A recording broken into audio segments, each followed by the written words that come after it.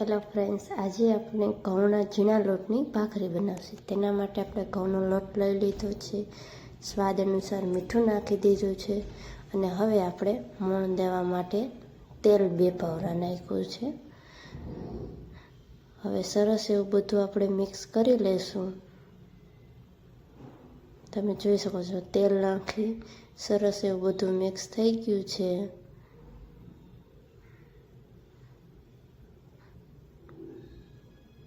હવે આપણે થોડું એવું પાણી નાખી અને આપણે લોટ બાંધી લેશું। બહુ કઠણ લોટ રાખવાનો, ઢીલો નહીં કરી નાખવાનો। આપણો લોટ રેડી થઈ ગયો છે। તાવડી પણ ગેસ ઉપર તપવા મૂકી દીધી છે। હવે આપણે એક ટોવું લઈને ભાખરી બનાવશું। તો તમે જોઈ શકો છો આપણી ભાખરી વણાઈ રહી છે। ભાખરી વણાઈ ગઈ। હવે તેની અંદર આપણે ડબકા કરી લઈશું। કાણા થઈ જાય, બધા સરસ એવા થઈ ગયા છે અને આપણી તાવડી પણ તપી ગઈ છે। હવે આપણે તેની અંદર નાખી દઈશું। આપણે જોઈ શકીએ એક સાઈડ સરસ એવી ચડી ગઈ છે।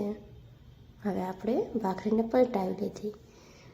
હવે એ બાજુ પર આખી ભાખરી ચડી જાય પછી જ આપણે ઊંધી ફેરવશું। તમે જોઈ શકો છો આપણી ભાખરી ચડીને રેડી થઈ ગઈ છે।